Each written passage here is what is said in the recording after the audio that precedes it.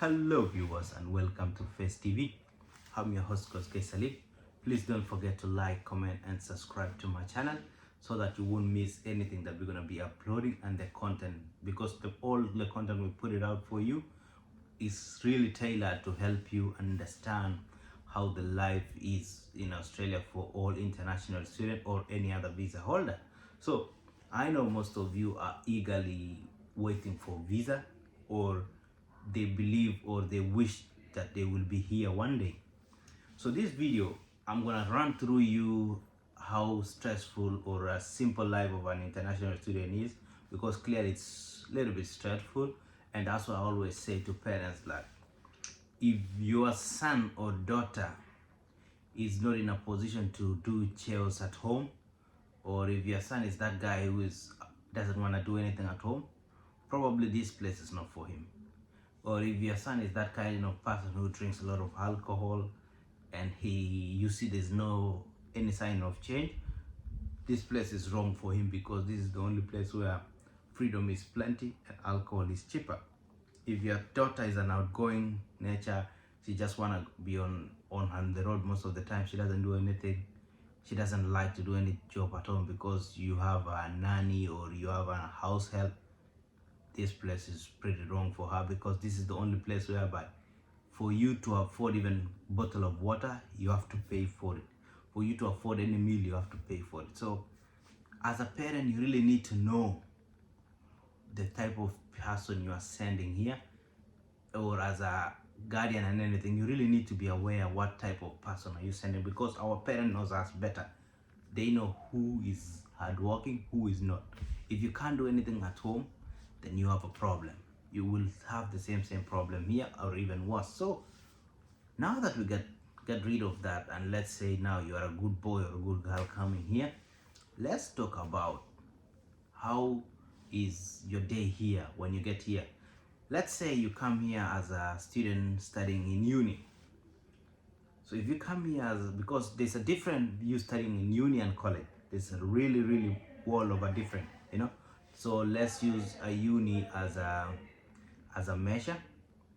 So if you come here and you study in uni, basically you will have 3 days to go to uni, all right?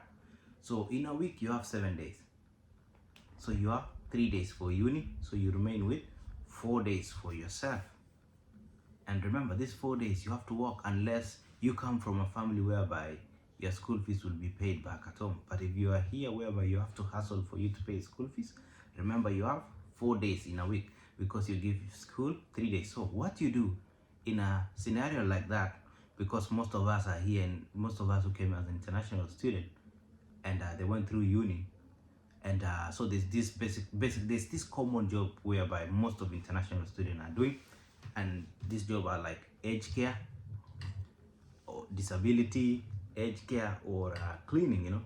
So what you do when you have your 3 days gone in a week, because 3 days are gone wasted. And remember, some units like CDU, in 3 months you have to pay like $14,000, so if 3 days is gone, you remain with 4. Okay, remember you have 4 days now to work or to sleep in your house. What you need to do now to compensate the 3 days that is gone for uni, you look for jobs like in aged care or disability, and then you do night shift on those 3 days that you will be in uni. You take 3 night shift, okay, and then 4 days you jungle between either doing night shift or daytime, so that you can have time to do your assessment too. So now you can see clearly that you don't have time to enjoy life. Can you see that? Because a lot of you have that notion that once I go to Australia, or once I go to UK, I'll be flying from one state to another, or I'll be partying, I'll be doing this. Okay, it's really hard to do those things if you are paying around $15,000 in 3 months school fees, because that's a lot of money. So you will be able to adjust your life. You will live a stressful life, and the pressure, you will have pressure all the time, because most of the time if you delay your school fees, your COE will be cancelled. And once your COE will be cancelled, you have no business again in this place, you know, because eventually visa will be cancelled, and also to renew or to get a new COE is expensive. So you see the juggle, the pressure and all those, because like most of the international students, they can have two jobs when they are not working. Maybe they have another job at night. Let's say they work in Coles, Woolworths, or they do disability, and then they come home, they sleep a little bit, and then they go afternoon for another job. Okay, just come and refresh and go. You see, so you don't have time to do all this nonsense, and unless you are no longer a student or you have quit studying, then you'll have time to party and everything and everything. Or unless you're planning to say, once I get to Australia, I'll have a boyfriend, or I'll look for a lady who was already a citizen and all those. Unless those are kind of thoughts, I just want to let you know that once you get in this place, it's always work, work, work, work.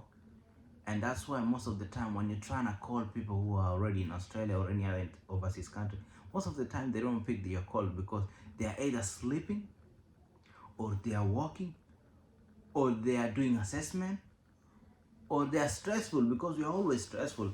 We can receive 5 to 7 text messages a day from overseas people giving us their problems, you know, and that one is too much, because at the end of the day you will have to live with those stress, you know, trying to juggle in between.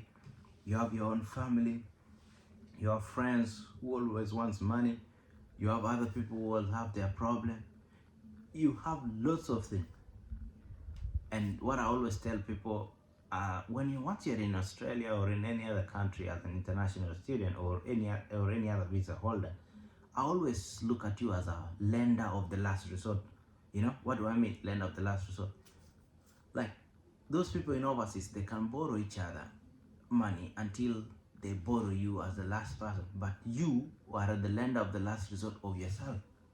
If you don't have, no one will give you money, because everyone is struggling, or everyone is trying to work, save a little bit so that they can pay school fees.